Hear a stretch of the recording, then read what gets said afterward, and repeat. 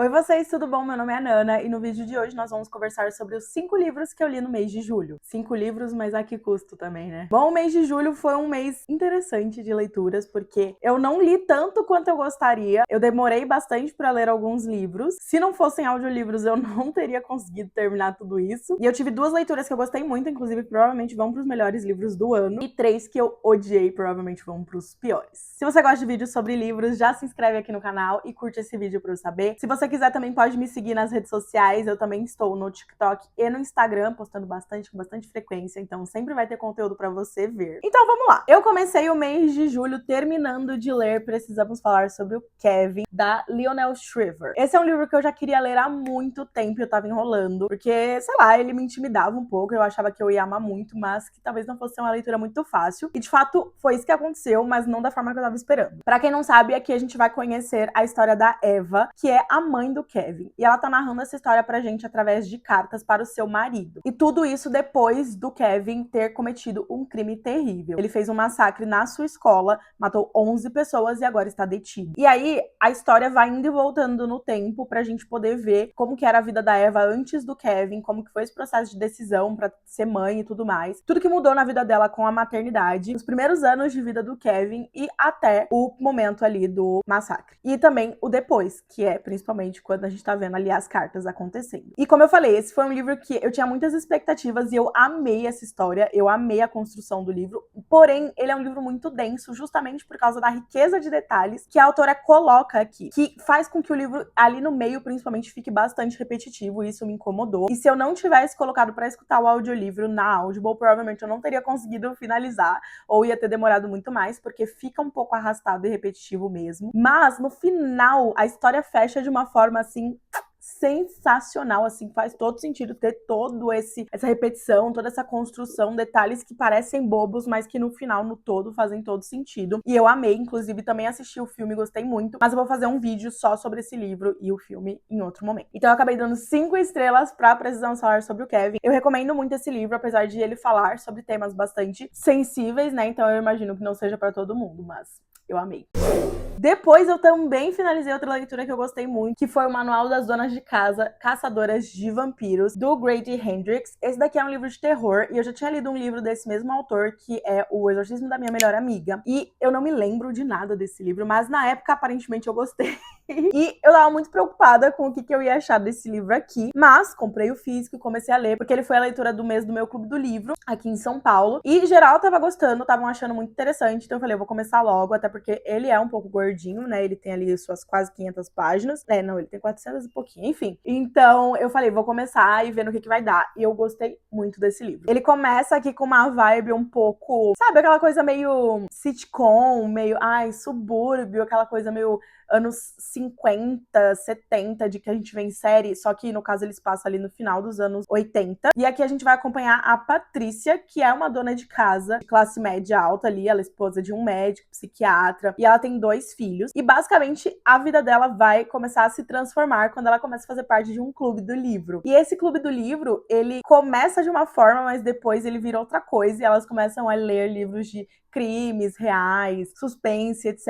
Então é muito interessante, é muito bacana. E aí vai se construindo uma amizade entre esse grupo de mulheres, mas as coisas começam a mudar de figura pra pior quando um novo vizinho se muda. No caso, é o sobrinho da vizinha da Patrícia, que essa vizinha aparentemente está doente e uma noite acaba inclusive atacando a Patrícia, e depois de alguns dias ela falece. A Patrícia é uma pessoa muito solícita, então ela acaba indo lá fazer uma visita pra esse vizinho e tudo mais, e ele é muito estranho, ao mesmo tempo que ele é muito charmoso, e coisas estranhas começam a acontecer ali naquela região que era tão bem frequentada, tão tranquila, pacata e tudo mais. E a Patrícia começa a desconfiar se esse vizinho não tem alguma coisa a ver e o que esse vizinho poderia ser. Então ela precisa contar ali com o seu clube do livro para poder ajudá-la a desmascarar esse vizinho. Mas assim, gente, parece uma história super simples, mas ele aborda muitas outras coisas, como, por exemplo, toda a questão de, né, ser mulher, ser dona de casa, ser mãe, né, nessa época, assim, enfim, no subúrbio do sul dos Estados Unidos, né,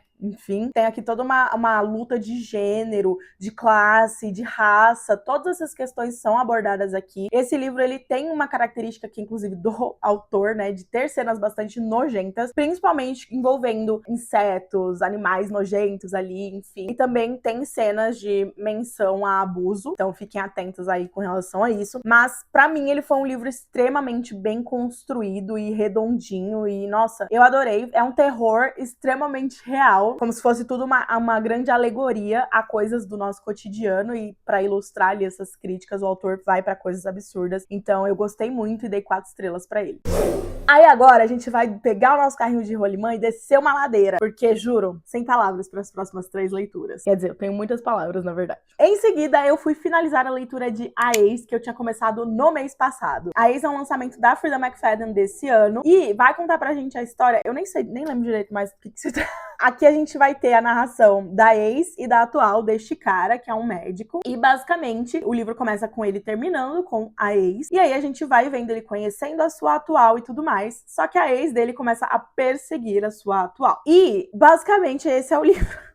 Tá? A gente fica ali nessa ânsia de ver o que é que vai acontecer, ânsia entre aspas, né? A ideia da autora é que a gente ficasse na ânsia pra ver o que vai acontecer, né? O que essa ex vai fazer de fato e tudo mais. Enquanto isso, a gente vai vendo esse relacionamento com a atual se construindo ali, de forma que, na minha opinião, foi ridícula.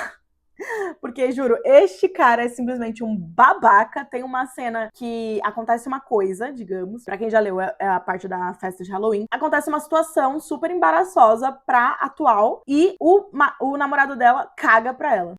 E, tipo, deixa ela sozinha lidando com essa situação. E no dia seguinte ele já é o príncipe encantado de novo. Isso me estressou profundamente. E eu tinha pelo menos a expectativa de que no final ele fosse ser o vilão de alguma forma. Mas não, ele é simplesmente endeusado o livro inteiro. Inclusive, a nossa protagonista atual tem ali uma situação financeira muito delicada. Ela é dona de um sebo. E o livro inteiro ela fica narrando os seus problemas financeiros. A amiga dela que trabalha com ela tenta ajudar. E ela não aceita nenhuma solução. Chega no final, o cara dá a solução mais óbvia possível. E ela fala, meu Deus, o que eu faria sem este homem? Enfim, eu não gostei muito do livro. Eu entendo que o plot twist ali é interessante e tudo mais, mas não foi o suficiente pra transformar a minha experiência. Foi uma leitura extremamente repetitiva e arrastada. Ele nem é um livro tão longo assim. Então eu não gostei, achei péssimo. E dei 2 estrelas. Em seguida, eu li O Assassino Sem Rosto, do Gil F. Ferreira, e eu fiquei muito decepcionada, porque eu tava com grandes expectativas pra esse livro. Inclusive, eu tinha feito um desafio do primeiro capítulo, e ele foi escolhido, porque o primeiro capítulo já é bastante instigante. Mas, inclusive, eu não vou publicar esse vídeo, mas eu tinha feito esse desafio do primeiro capítulo, e no vídeo eu falava que tinha ficado preocupada, porque o primeiro capítulo eram 12% do livro, e eu tava preocupada com como as coisas iriam andar. Pois é, justamente aí que deu tudo errado. O Assassino Sem Rosto é uma distopia que vai trazer ali pra gente este assassino, que ele faz parte ali de um grupo de pessoas que se revolta ali contra o sistema, enfim, contra as pessoas ricas e assassinam elas, enfim, pra poder tirar o poder da mão dessas pessoas. E basicamente ele está preso há 3 anos por conta de uma missão que acabou dando errado. E a pessoa que vai resgatar ele nessa prisão é justamente uma das pessoas que ele deveria ter matado. Ela é filha dessa família. É a Annika. E a Annika vai lá resgatar ele justamente porque ela recebeu a missão de matar as outras pessoas que deveriam ter sido mortas naquele dia, que são os pais dela. E aí ela fica tipo, eu mesma não. Ela vai até a prisão pra libertar o assassino sem rosto, pra poder fazer essa missão pra ela. E parece que tudo vai ser incrível, só que daí o autor decidiu escrever tudo em, tipo, 12 horas. Sei lá, o livro se passa em 36 horas inteiro. Tudo acontece muito rápido, é tudo muito mal explicado. A parte, efetivamente, da missão acontecer, pra mim, ficou parecendo uma novela mexicana. Eu achei muito ruim, tudo muito rápido. O livro é muito curto, ele não tem nem 200 páginas. E aí eu fiquei muito triste, porque eu tava com muitas expectativas, eu queria muito ler uma distopia, faz tempo que eu não leio. E, nossa, enfim, fiquei chateada e aí eu acabei dando 1,5 estrelas, porque realmente foi uma experiência bem ruim pra mim e eu queria muito ter gostado. Por último, mas não menos importante, eu li, finalmente terminei, que eu já tinha começado há uns 2 meses, Com Amor Mamãe, que, ai, juro, que decepção. Esse livro eu tinha pego ele no Kindle Unlimited em inglês, mas ele também estava disponível em audiolivro na Audible, então eu fui escutar o audiolivro e foi a melhor decisão que eu tomei, porque se eu tivesse tentado ler ele, eu ia surtar de tão ruim que ele é, eu ia tacar o meu Kindle pela janela do carro em movimento na rodovia. Porque, juro, esse livro vai contar pra gente a história dessa protagonista, que eu já até esqueci o nome dela, que a mãe dela faleceu, E aí a mãe dela era uma escritora super famosa de livros de suspense, thriller, enfim. E ela era super aclamada e tudo mais. Só que aparentemente elas não tinham uma boa relação, então essa personagem vai relatando pra gente que ela não tá ali num luto, né, e tudo mais. Ela meio que vivia na sombra da mãe, porque ela também quer ser escritora e tal. Só que ela começa a descobrir algumas coisas estranhas quando ela começa a receber cartas, aparentemente da mãe dela, contando sobre coisas da vida dela, coisas que aconteceram e tudo mais. E ela fica se perguntando quem está enviando essas cartas,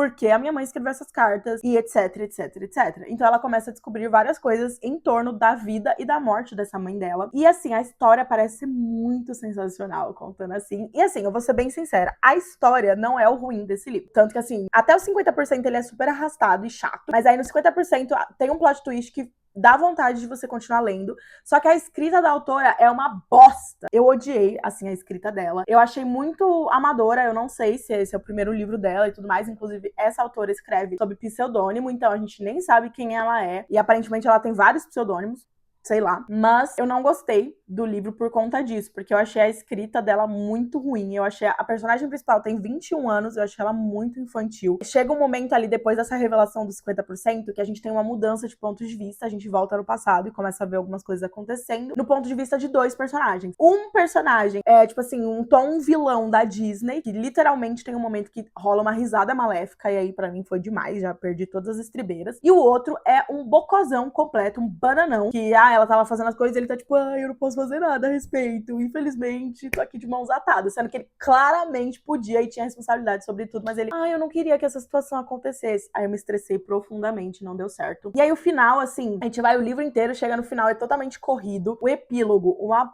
bosta, que a gente tem uma resposta ali que ficou patético, ficou assim, o tom de voz também da pessoa que tá narrando aquele epílogo tenebroso, é assim, todo mundo muito caricato, tudo muito conveniente pra protagonista, nada na história acontece, tudo é contado, tudo é gente falando, nada a gente vê acontecer, e aí isso me irritou profundamente, e aí eu acabei não gostando, mas como a história em si não é ruim, de fato, só a escrita que é uma porcaria, eu dei 2,5 estrelas, mas assim, não recomendo de maneira nenhuma.